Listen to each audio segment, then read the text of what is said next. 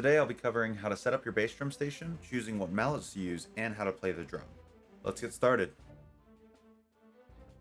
A complete bass drum station includes a mallet tray, a towel to cover the mallet tray, and a variety of mallets, including two-sided general and staccato mallets, roller mallets, a sostenuto mallet, and chamois or leather-covered mallets. You might not need each of these, but it's good practice to keep them all on the tray when possible so they're available if you do need them.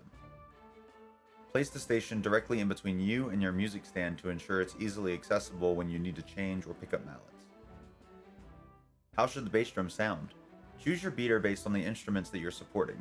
Typically, the bass drum will be supporting the low brass and timpani, and keeping the beat steady along with the snare drum and the crash cymbals. Playing with light beaters will provide a better blend with the ensemble, while heavy beaters supply a darker sound and give the attack some weight. Chamois and wood beaters provide added articulation, clarity, and a brighter attack. 1. Striking the drum. First things first, it's traditional for the bass drum to be struck with your right hand. This is because the bass drum will typically be to the left of the cymbals and snare drum. You're also going to tend to be right behind the tubas and the other low brass sections because you are going to be doubling them the majority of the time.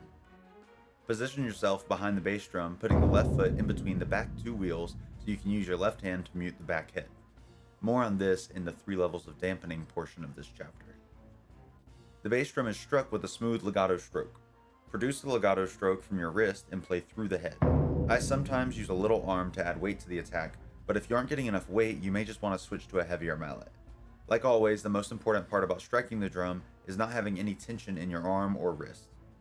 Rolls can be most optimally performed by holding the beaters with traditional snare drum grip, though the most important part of the roll to me is striking in the correct beating spots, aka the rolling zone. A lot of the time, the matched grip will sound fine on bass drum rolls. You just have to keep in mind that the way that the sound projects to the audience.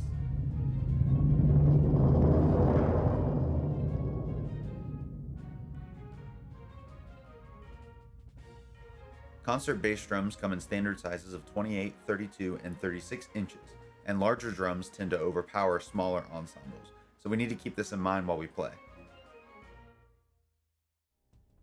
Level 1 is dead center. Strike dead in the center of the bass drum for a staccato or short sound. So level 1. Level 2 is around center. It's 3 to 4 inches from center. Strike here for legato and for general playing. I think of 3 to 4 inches away from me, not toward me. Level 2.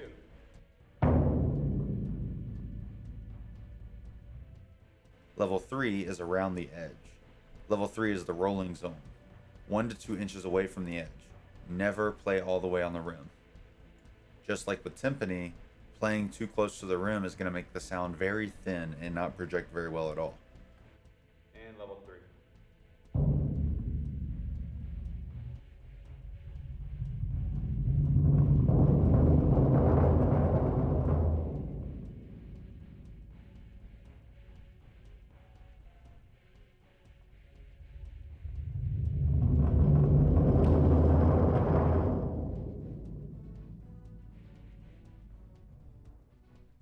You can almost hear each individual strike, and it's just not nearly as powerful as rolling right there.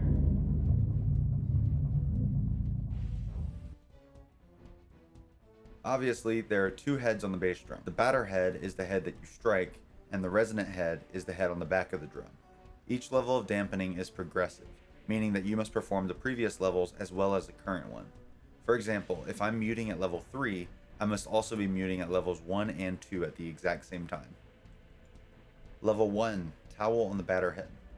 Placing a towel on the batter head, usually clipped onto the rim, will nullify the vibrations of the head and therefore reduce the sustain of the attack. So we're going to take this towel, I'm going to fold it like this so the ends can actually drape over here. Get a clip like this so that the towel is touching the head.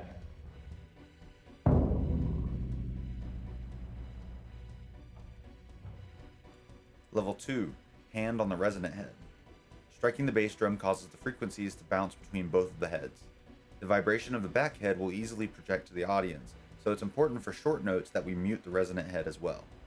Move your left hand to the bottom or resonant head. Put a light amount of pressure onto the resonant head to keep it from vibrating. I have larger hands, so I wrap my hand around the back and use my fingers to stop the resonance, which helps me not move so much. Level 2.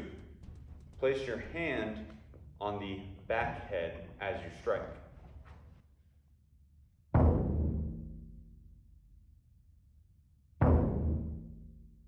Now what I like to do is take my hand, because I've got big hands, I like to take my hand and place it on the rim like this and wrap my fingers around and have the fingers touch the head. So it sounds like this. Level 3. Knee on the batter head. Raising the right knee to the batter head provides extra dampening for extremely short hits. If you struggle or need to keep your knee held onto the head for long periods of time, prop your foot up on a chair in front of the drum as you muffle. And then level 3 is to put our knee on the batter head as we do this. This is where we play dead in the center.